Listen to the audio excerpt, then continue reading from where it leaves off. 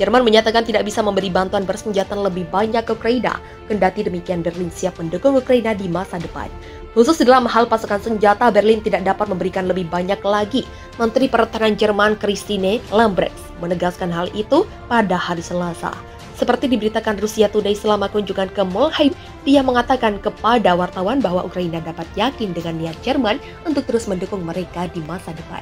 Ia menekankan bahwa Jerman telah memberi Kiev beberapa senjata berat canggih seperti Panzerhaubitze 2000. Lambrecht juga mengatakan bahwa dia memiliki hubungan yang sangat saling percaya dan konstruktif dengan mitra Ukrainanya Alexei Reznikov. Kami tidak bisa memberikan lebih banyak dari Bundeswehr. Saya akan mengatakan itu dengan sangat jelas dan rekan saya menyadari hal itu. Kata Menteri Jerman itu awal bulan ini. Lambrecht menjelaskan bahwa Berlin akan terus mendukung Ukraina dengan segala kemungkinan tetapi tidak dengan mengorbankan kemampuan pertahanannya sendiri. Jerman telah menyediakan berbagai macam persenjataan bagi Ukraina sejak awal serangan militer Rusia terhadap negara tetangga itu pada akhir Februari. Namun Berlin tertinggal jauh di belakang pemasok senjata utama AS dan Inggris dan telah menghadapi tuduhan baik dari media maupun pejabat Ukraina dan Polandia tentang berjanji berlebihan dan kurang memberikan dalam hal pasokan militer ke Ukraina. Kanselir Jerman Olaf Scholz sebelumnya telah membahas tuduhan ini, mencatat bahwa negaranya tidak dapat menyediakan senjata kepada Kiev dengan kecepatan yang sama dengan Amerika Serikat karena sumber dayanya lebih terbatas.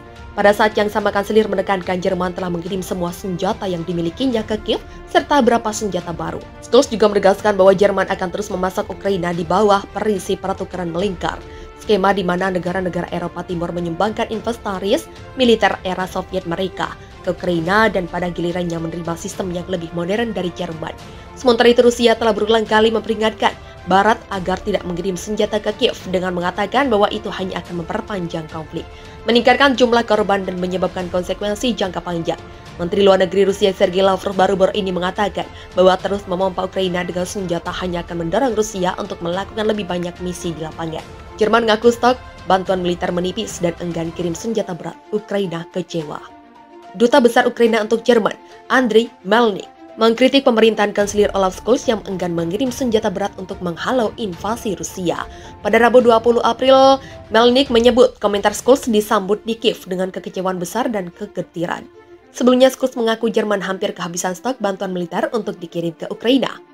Kanselir yang terpilih pada Desember 2021 lalu ini pun hendak mengalihkan bantuan dengan membelikan Ukraina daftar senjata yang telah dipilihkan Kementerian Pertahanan Jerman. Scholz menjanjikan bantuan militer lagi kendati stok dalam negeri menipis. Ia akan menjabarkan sistem persenjataan apa yang akan dikirim dan justru menyarankan negara-negara NATO di Eropa Timur untuk mengirimkan lebih banyak perlengkapan era Uni Soviet ke Ukraina. Melnik mengaku berterima kasih kepada Scholz atas komitmen mengirim bantuan militer lebih lanjut. Namun ia mempertanyakan klaim bahwa Jerman sudah tidak bisa mengirimkan senjata dari pasukannya sendiri.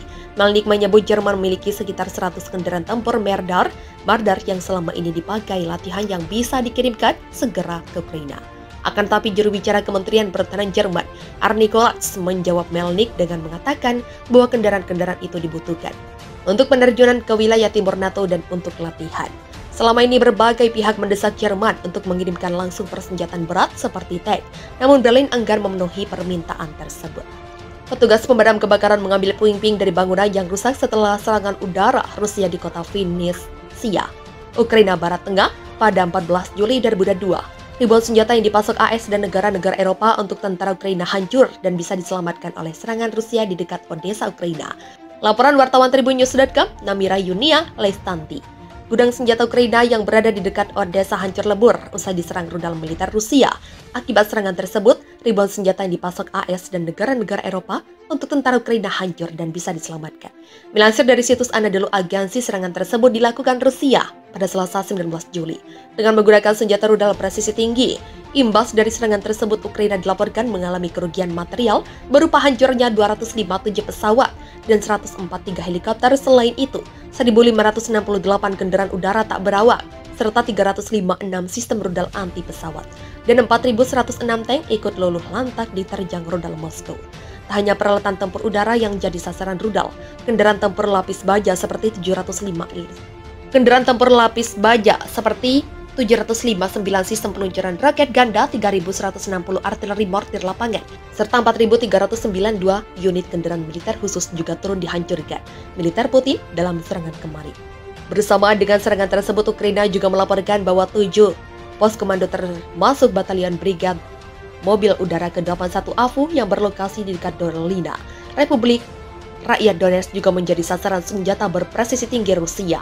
Diperkirakan jumlah kerugian yang ditanggung Ukraina akibat serangan tersebut mencapai puluhan miliar dolar AS. Sementara jumlah korban tewas hingga kini telah melebihi 200 orang, baik dari warga sipil maupun anggota militan Ukraina. Angka tersebut menambah daftar panjang korban tewas di Ukraina. PBB mencatat selama Ukraina diinvasi Rusia tepatnya sejak 24 Februari lalu, setidaknya sudah ada 110 warga sipil yang telah tewas di Ukraina. Sementara lebih dari 15 juta orang terpaksa meninggalkan rumah mereka, dan lebih dari 8,4 juta orang kabur melarikan diri ke negara lain. Namun Berlin tertinggal jauh di belakang pemasok senjata utama AS dan Inggris dan telah menghadapi tuduhan baik dari media maupun pejabat Ukraina dan Polandia tentang berjanji berlebihan dan kurang memberikan dalam hal pasokan militer ke Ukraina.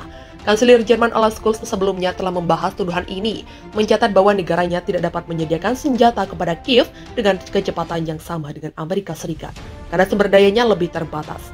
Pada saat yang sama, Kanselir menekankan Jerman telah mengirim semua senjata yang dimilikinya ke Kiev, serta beberapa senjata baru. Scholz juga menegaskan bahwa Jerman akan terus memasak Ukraina di bawah prinsip pertukaran melingkar, skema di mana negara-negara Eropa Timur menyumbangkan inventaris militer era Soviet mereka ke Ukraina dan pada gilirannya menerima sistem yang lebih modern dari Jerman.